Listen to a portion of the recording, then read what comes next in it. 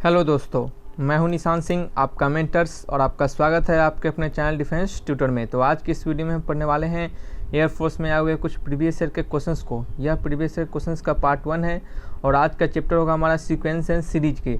Sequence and series में जितने भी प्रीवियस ईयर के आए हुए क्वेश्चंस है, जो भी एक्सपेक्टेड क्वेश्चंस है, हम सभी को यहाँ पे आपको कवर करेंगे और हर एक क्वेश्चंस को एक अलग अप्रोच से, बढ़िया अप्रोच से, जिसको एक शॉर्टेस्ट अप्रोच में आपको बताएंगे ताकि आपको एग्जाम में जितने कम से कम समय में आप उस क्वेश्चंस को अटैम्प्ट कर पाएँ। और इस सीरीज के पूरे जितने क्वेश्चंस है, सीक्वेंस एंड सीरीज के जितने भी पार्ट आपको बताए जाएंगे, वो सभी पार्ट को अगर आप अच्छे से वीडियो पूरा देख लेते हैं, कर लेते हैं, तो आपके लगभग क्वेश्चंस आपको पूरे कंप्लीट हो जाएंगे और इसी सब से लगभग आपको क्वेश्चंस एग्जाम में पूछे जाएंगे। इसी में थोड़ा अलग नंबरिंग चेंज करके, थोड़ा अलग कंसेप्ट करके आपको इसी कंसेप्ट पे ही बेस्ट क्वेश्चन पूछे जाएंगे। तो चलिए वीडियो को ज़्यादा देर न करते हुए हम स्टार्ट करते हैं। चलिए वीडियो क्वेश्चन नंबर 1 को पढ़िए। मेरा हमेशा यही आपको कहना रहता है कि आप जब भी क्वेश्चंस को पढ़े, क्वेश्चंस को देखें, तो खुद से पढ़ें और खुद से समझ के उसे ट्राई करें और कमेंट बॉक्स को आंसर को कमेंट बॉक्स में ज़रूर लिखें, ठीक है, तभी सॉल्यूशंस को देखें। तो चलिए, जाहिर है सभी लोगों ने इसे ट्राई किया होगा, तो जिनका ऑप्शन नंबर ए आ रहा है उनका आंसर क्या है, सही है। चलिए समझते हैं कि ए किस तरह से आ रहा है।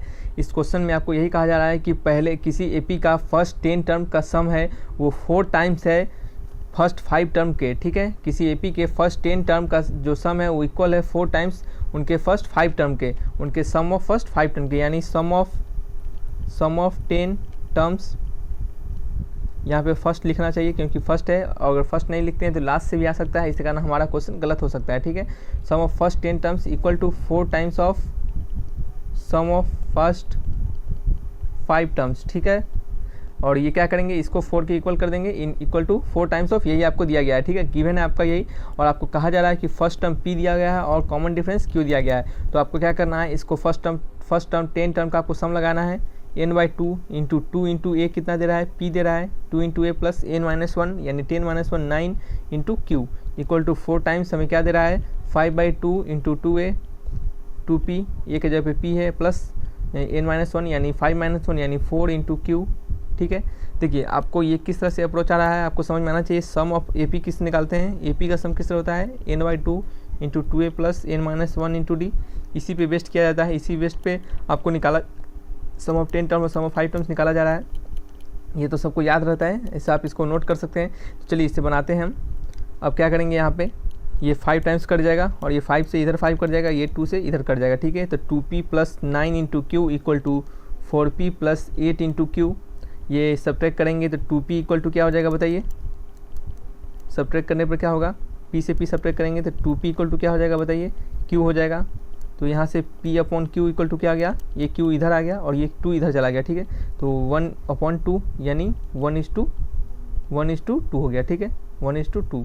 यहाँ पे थोड़ा सा लिखने में प्रॉब्लम होता है, सॉरी दोस्तों। चलिए इसका आंसर क्या है, ऑप्शन नंबर ए हो गया। तो जाहिर है इस क्वेश्चन को आप अच्छे से समझ पाए होंगे। अगर देखिए हम कोई भी सॉल्यूशन बताते हैं, अगर थोड़ा लगे कि थोड़ा देखिए हम कुछ अच्छे क्वेश्चन इसमें लिए गए हैं, हो सकता है थोड़ा 2-3 स्टेप ज़्यादा हो जाए क्वेश्चन का, लेकिन आप बेफिक्र रहिए क्योंकि फर्स्ट टाइम इस टाइप के क्वेश्चन को बनाइएगा तो आपको क्या होगा, अगर आपके पेपर में क्वेश्चन आएंगे तो आपको वहाँ पे आसानी से बना पाइएगा। देखिए पेपर में हर एक क्वेश्चन इजी नहीं आते हैं, क्योंकि सभी अगर क्वेश्चन 25 में से 25 क्वेश्चन आपको इजी ही दे दिए जाए, अगर आपको एयरफोर्स के एग्जाम में 25 में से 25 क्वेश्चन मैथ्स के इजी ही दे दिया जाए तो सभी बच्चा 25 को 25 बना लेंगे, तो फिर कंपटीशन नहीं रह पाएगा, ठीक है। इसके कारण कुछ क्वेश्चन लेंदी भी होता है, कुछ क्वेश्चन शॉर्ट भी होता है, कुछ क्वेश्चन तो आपको याद भी रखना चाहिए। सिमिलरली क्वेश्चन देखते मात्र आंसर टिक मारने वाला ऐसा भी क्वेश्चन आता है, तो इस बात को हमेशा ध्यान रखिए, हम सभी टाइप के क्वेश्चन को करवाएंगे। तो देखिए क्वेश्चन नंबर 2 को बनाइए। Which is the sum of the integer from 1 to 100, जो कि डिविजुअल है 2 और 5 से, यानी 2 और 5 से डिविजुअल होने वाले 1 से 100 के बीच जितने भी इंटीजर हैं जो 2 और 5 से डिविजुअल होंगे, उन सभी के आपको सम को बताना है, ठीक है। तो बताइए इनके सभी के सम को किस तरह से निकालेंगे। एक आपको हिंट्स देते हैं कि देखिए 2 से 10 भी करते हैं, 20, 30, 40 अप टू 100 तक।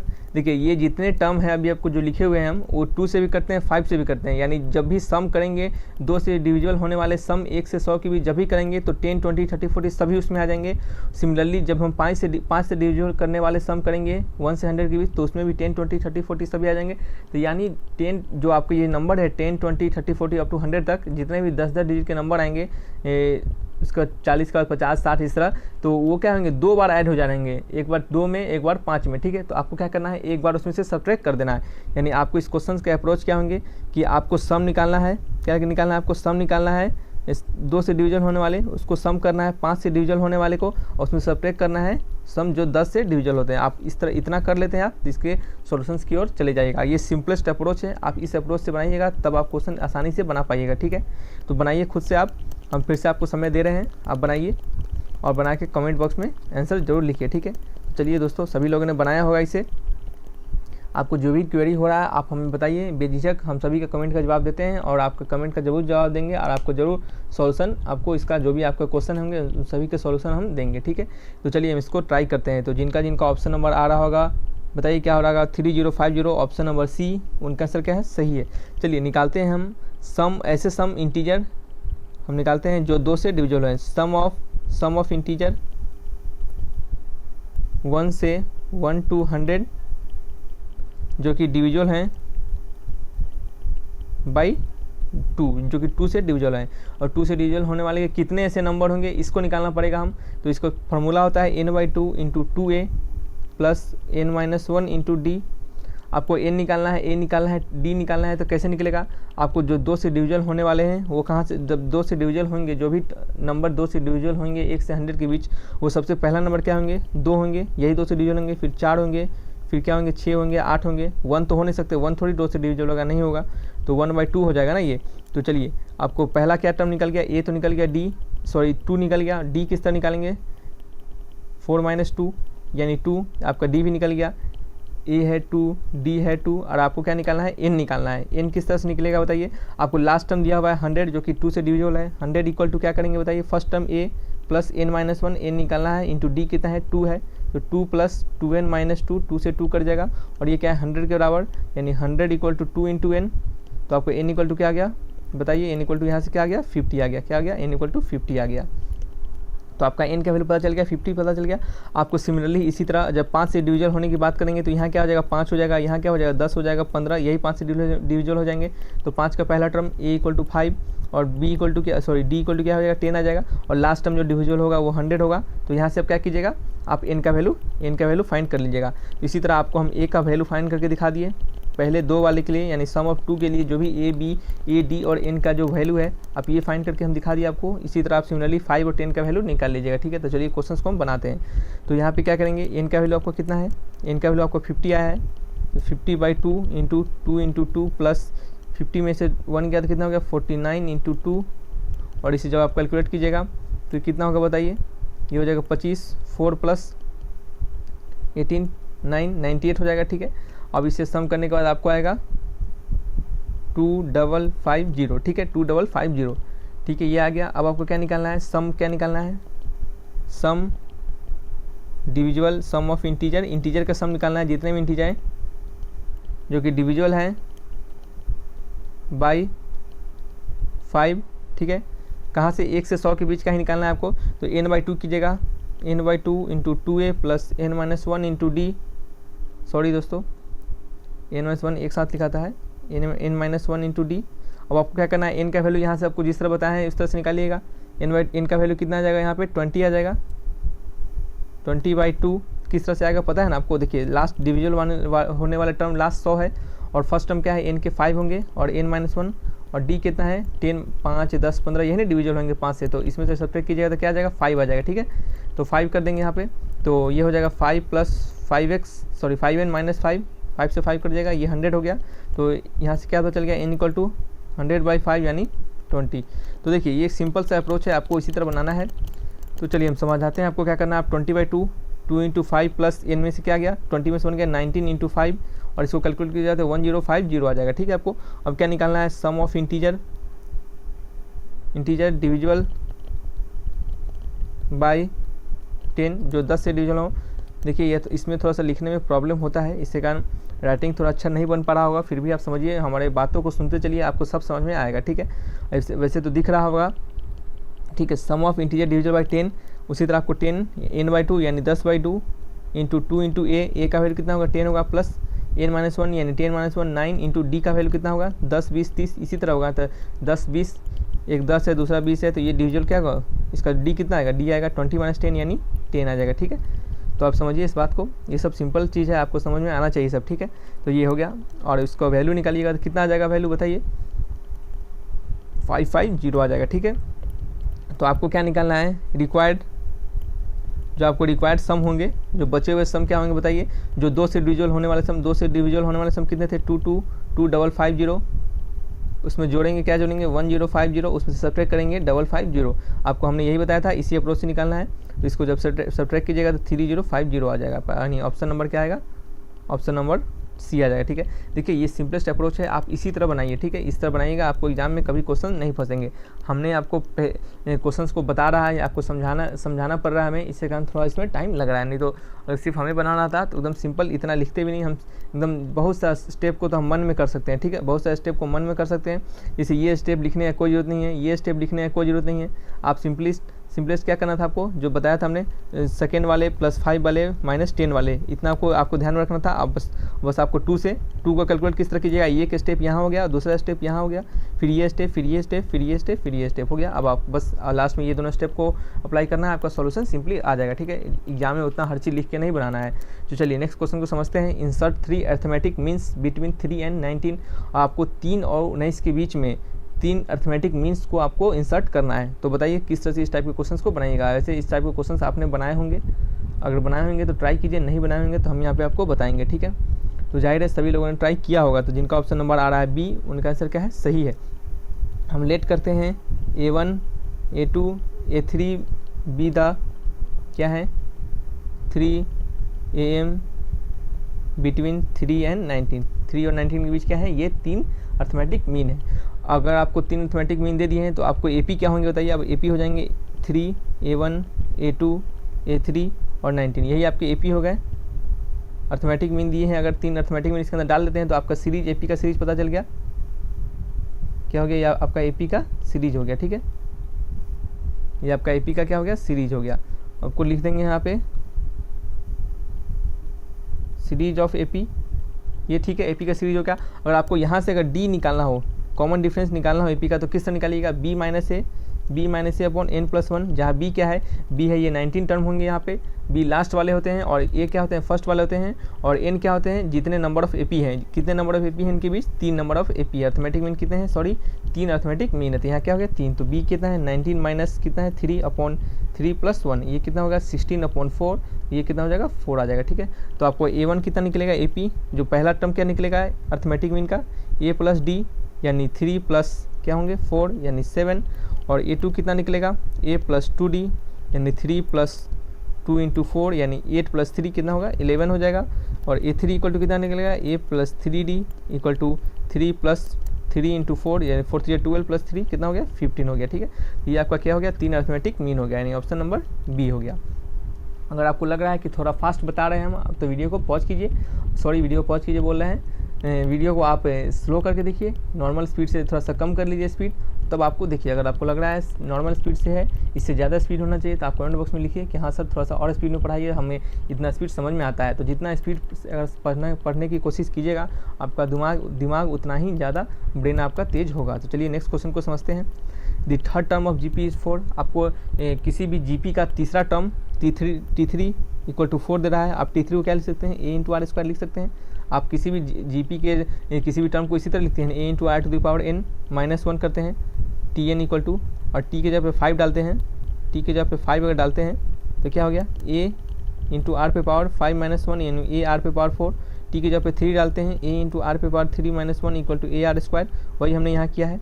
तो चलिए ये आपका क्या था, आपको लिखने का तरीका था, ये सब पता होता है बच्चों को, लेकिन फिर भी हम यहाँ पे बेसिक से बता रहे हैं, तो हर चीज़ बताना चाहते हैं कि हर चीज़ समझ में आ जाए। चलिए तो क्या है, find the product of first 5 terms. आपको प्रोडक्ट ऑफ फर्स्ट 5 टर्म बताना है, तो आपको ये तो सिंपल हो गया, आपको इस क्वेश्चन को खुद से बनाइए और बना के कमेंट बॉक्स में आंसर लिखिए। चलिए तो जिनका ऑप्शन डी है उनका आंसर क्या है, सही है। चलिए समझते हैं हम इसको किस तरह से इसको अप्रोच करेंगे। हमारा क्या फर्स्ट स्टेप होगा, तो फर्स्ट स्टेप आपको क्या लिखना है, T3 = AR² लिख देना है, ठीक है। और आपको क्या निकालना है बताइए, प्रोडक्ट ऑफ फर्स्ट 5 टर्म्स, ठीक है। पहले 5 टर्म का प्रोडक्ट क्या होगा, T1 T2 T3 T4 T5। तो T1 को क्या लिख सकते हैं, A लिख सकते हैं, A इंटू, देखिए जैसे आपको बताया था ना Tn = AR⁴ तो T1 को क्या लिख सकते हैं बताइए, T1 को लिख सकते हैं आप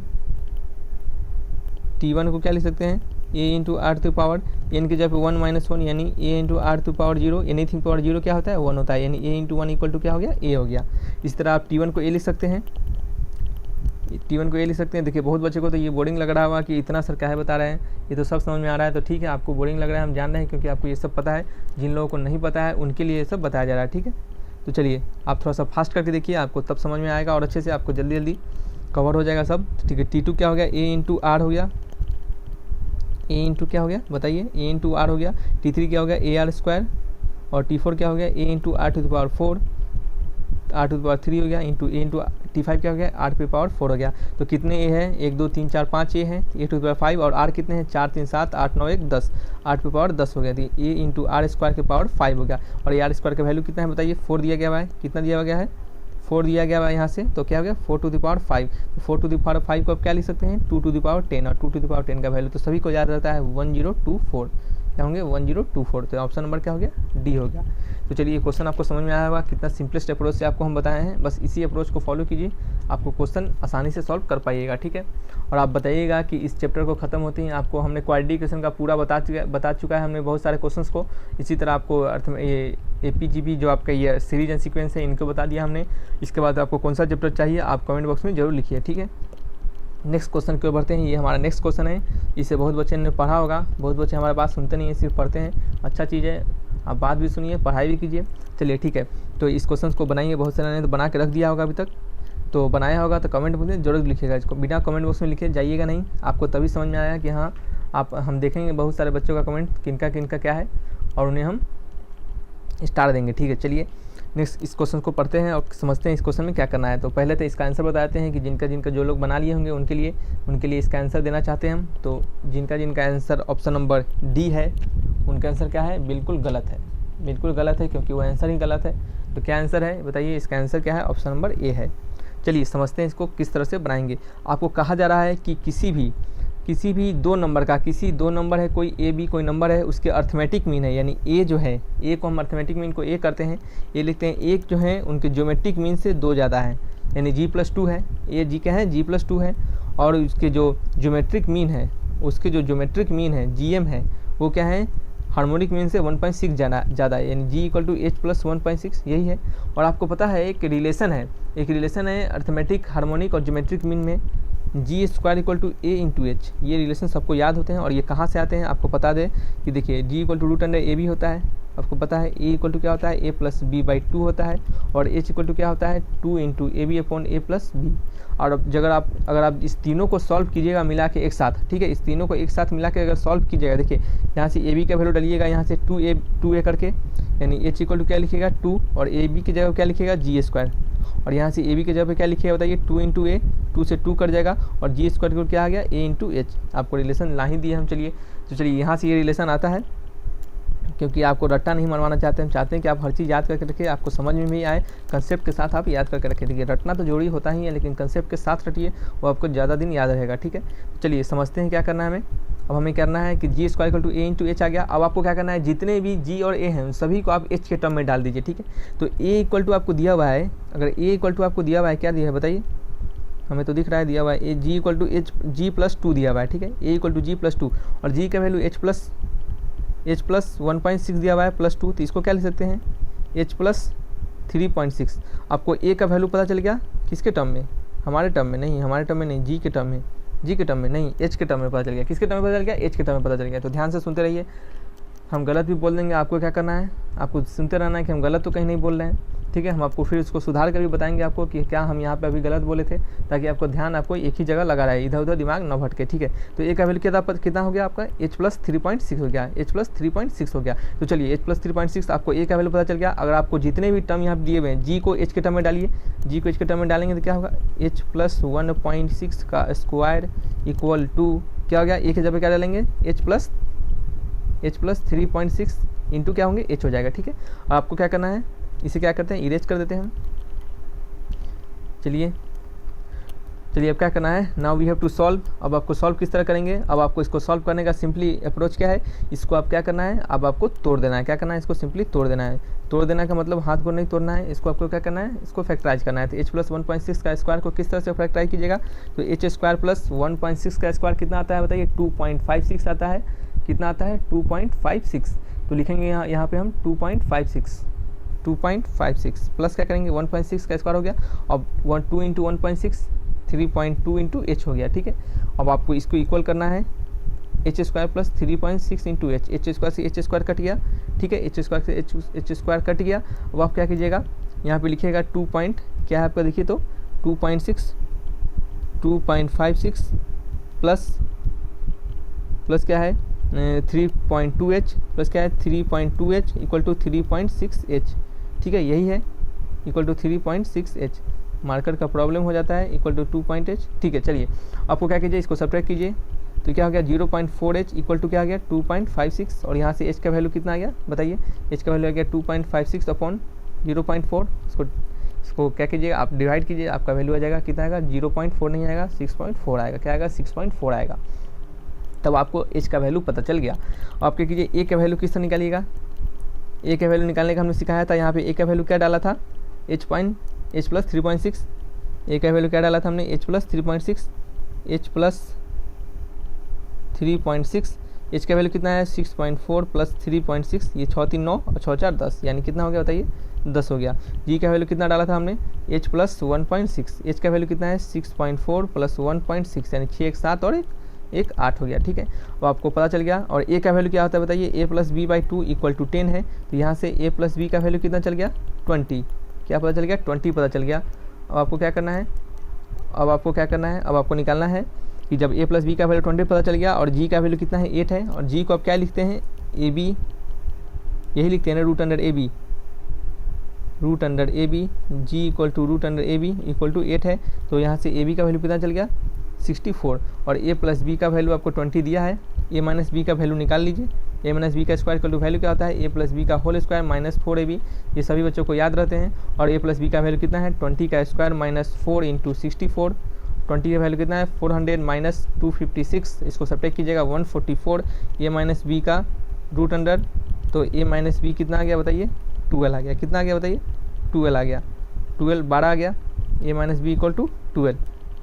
वो हम क्या करेंगे, अब हम यही करेंगे कि बस इसको a प्लस बी का वैल्यू पता है आपको, a प्लस बी का वैल्यू है 20, a माइनस बी का वैल्यू है 12। इसको आप क्या कीजिए, सिंप्लीफाई कीजिए, ये होगा आपका 32, a का वैल्यू आ गया 16, और a का वैल्यू जब 16 है और a प्लस बी का वैल्यू क्या है 20 है यहाँ से, तो a का value 16 plus b equal to 20, b equal to कितना आ गया 4 आ गया। तो एक नंबर आपका 16 आ गया और b इक्वल टू कितना आ गया 4 आ गया। तो आपका क्या आ गया आंसर 16,4, यानी 16,4, यानी ऑप्शन नंबर ए हो गया। तो ये आपका क्या था, 2 आपको नंबर पता चल गए जिनके अर्थमेटिक मीन 6g प्लस 2 है, ज्योमेट्रिक मीन के 2 ज़्यादा हैं, और ज्योमेट्रिक मीन के हार्मोनिक मीन से 1.6 ज़्यादा है। तो आपका क्या हो गया, आंसर नंबर हो गया ए हो गया। तो चलिए आपको बताइए वीडियो कैसा लगा, आपको क्वेश्चन समझ में आया कि नहीं आया। अगर कोई भी क्वेरी होगा आप कमेंट बॉक्स में लिखिए, हम सभी कमेंट के जवाब देते हैं। तो चलिए वीडियो को यहीं तक रखते हैं, और वीडियो अच्छा लगा तो वीडियो को लाइक कीजिए, चैनल को सब्सक्राइब करके बेल आइकन दबाइए ताकि रेगुलर अपडेट आपको मिलता रहे। ठीक है दोस्तों, फिर मिलेंगे अच्छी वीडियो के साथ, तब तक के लिए बाय बाय।